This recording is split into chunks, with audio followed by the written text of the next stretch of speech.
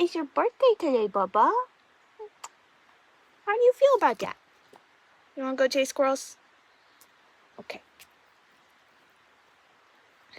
Today is a big day in the Roby Chang 2-bedroom household in the forest. It's little Mr. Mochi's first birthday, so I figured I would vlog our day in the camp.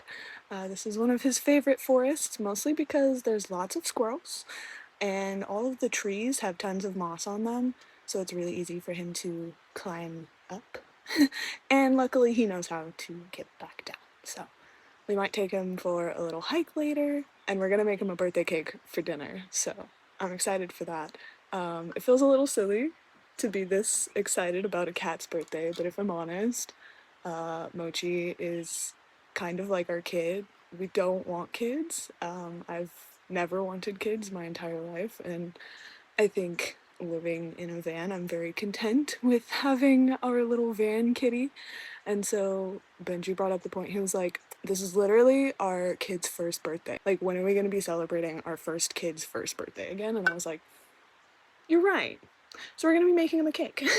We picked up 3 shrimp from the deli in the little mountain town where we were at yesterday.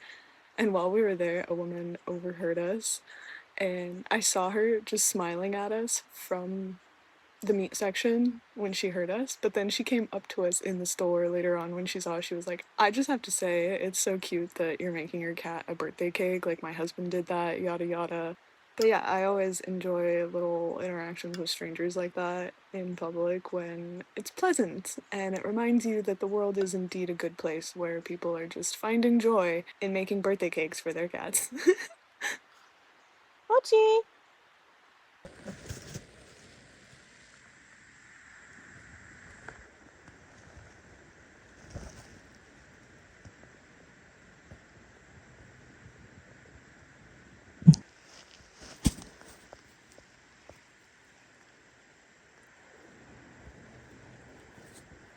If I'm honest, I was kind of hesitant about getting a cat. I mean, I've always wanted my own pet, and I've done a lot of pet sitting over the years, but when Benji, my boyfriend, found this little kitty, he just couldn't say no. And the, like, responsibility logical part of me was like, no, that's too much responsibility.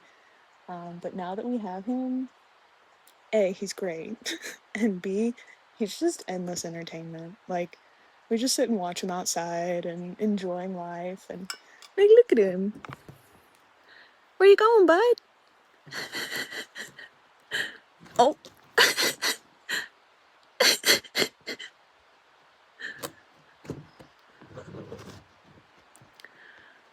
But yeah, even though having a pet in a van comes with added responsibility of, like, you know, you can't leave him in the van too long, and you have to be in good temperatures for the van to be comfortable for the cat, and like, we have to come out to places like this more often so that he can roam around and climb trees.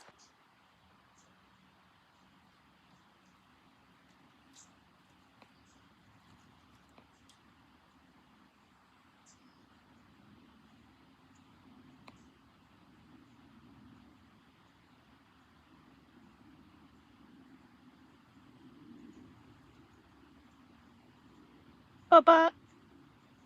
Bubba! Hey, hey. Ferns aren't for kitties, okay? Can we not eat the plants? We're gonna make you a stellar birthday cake later. You don't need to eat the plants. Thank you.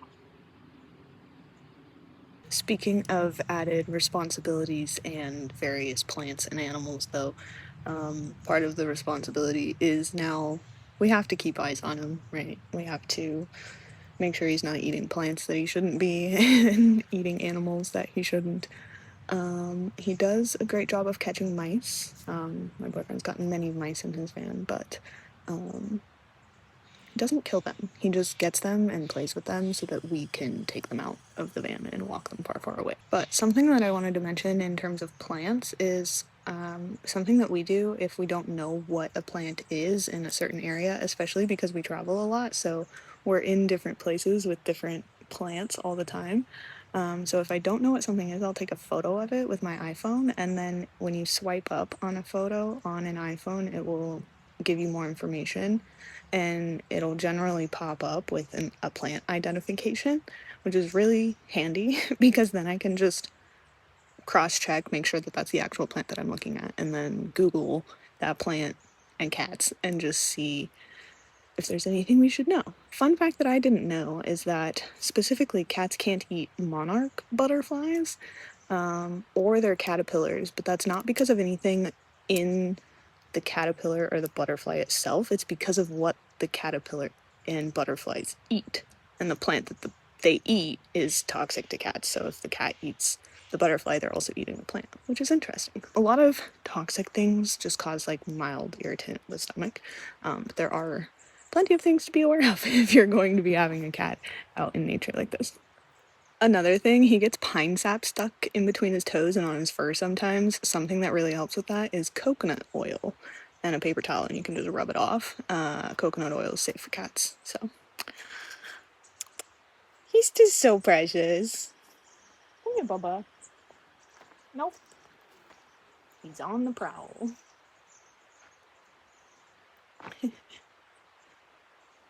Honestly, having this cat, I'm like, oh, is this why people have kids? Like, yes, it's a lot of responsibility, but the joy that you get from watching them enjoy the world makes your problems personally seem a lot less important because it just reminds you to be present a lot more, I think. But I was just talking about pine sap. Did you get some on your... Look at this. Look at this. Bubba. You have a stick stuck to you.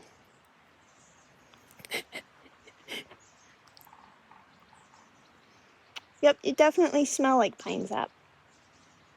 Did you stick your nose in it? Can I look at you? He says, Mom, there's a woodpecker. Let me go look at it. Okay, bud.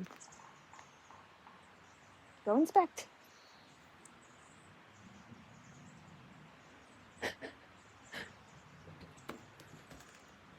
Hi, little man.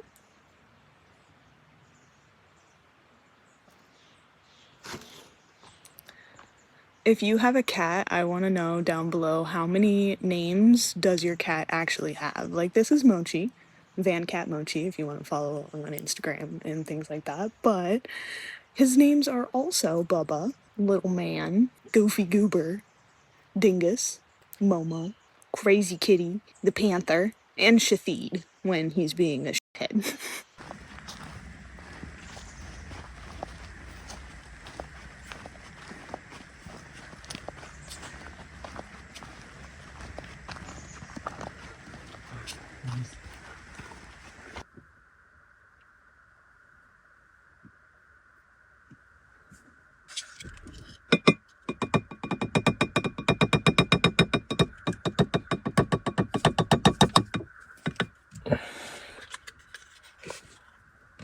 Don't judge me.